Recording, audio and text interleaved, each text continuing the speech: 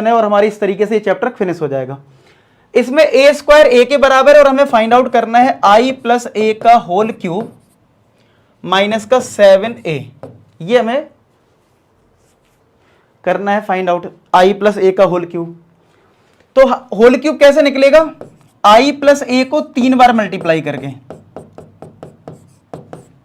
आई plus ए को 3 बार multiply कर लेते हैं।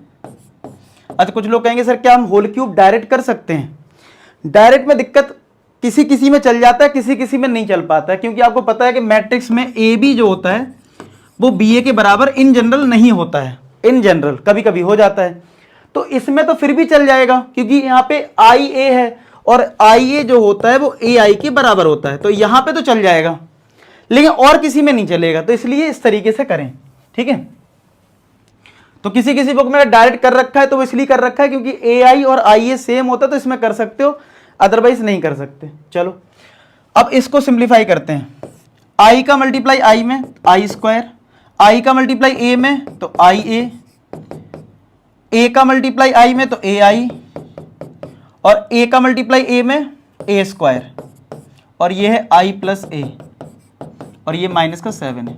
अब कुछ प्रॉपर्टीज हैं जो याद रखी है। क्या? आइडेंटिटी मैट्रिक्स को कितने बार भी मल्टीप्लाई करोगे तो वो आइडेंटिटी मैट्रिक्स आता है, तो आई स्क्वायर आई के बराबर आएगा, मतलब आई की पावर तुम चाहे जितने बार कर लो।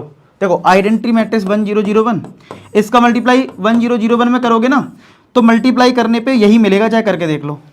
तो चाहे जितने बार करना आइडेंटिटी मैट्रिक्स का स्क्वायर यही आएगा। ऐसी अगर कोई मैट्रिक्स का मल्टीप्लाई आइडेंटिटी मैट्रिक्स के साथ है, ठीक है, तो ये ए हो जाता है, ठीक है, और आई ए लिखा है तो ये भी तब भी ए बनेगा, ठीक है, और ये आपस में बराबर भी होते हैं। मतलब ये भी कह सकते हो कि ए आई इक्वल टू आई ए होता है और ये दोनों की ही वैल्यू ए के बराबर होती है। यानी किसी मैट्रिक्स में अगर आप आइडेंटिटी मैट्रिक्स का मल्टीप्लाई करते हो तो वो मैट्रिक्स मिल जाती है। आप करके देख लो, कोई एग्जांपल ले लो, एक मैट्रिक्स लो और उसका मल्टीप्लाई आइडेंटिटी मैट्रिक्स में करना तो वो आपको ए के बराबर मिलेगा, ठीक है।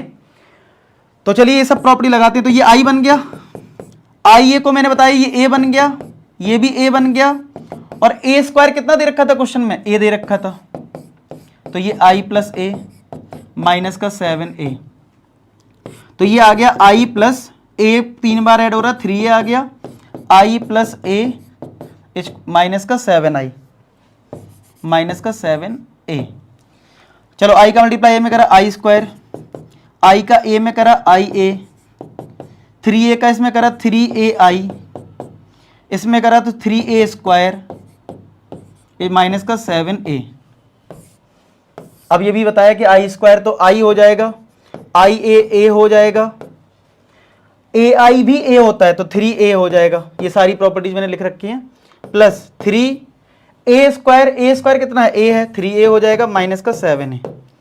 तो आई प्लस 3 + 3 6 + 1 7a, और ये माइनस का 7 है, ये कट जाएगा तो आंसर क्या आ जाएगा आई, जो कि किस में है, सी पार्ट में आया। समझ में, सी पार्ट हो गया इसका आंसर। क्लियर है, आया सबको समझ में। तो इस तरीके से फाइनली हमारे ये क्वेश्चंस हो गए, और आई होप आपको ये एक्सरसाइज अच्छी लगी हो। बढ़िया सिंपल थी, ज़्यादा हार्ड नहीं थी एक्सरसाइज। और आपको ये लेक्चर पसंद आया हो, वीडियो लाइक कर देना, फ्रेंड्स में शेयर कर देना। मिलते हैं नेक्स्ट वीडियो, तो अपना ख्याल रखें, पढ़ाई करते रहें। लास्ट में एक ही बात बोलूँगा कि आप सभी सफल हो। धन्यवाद।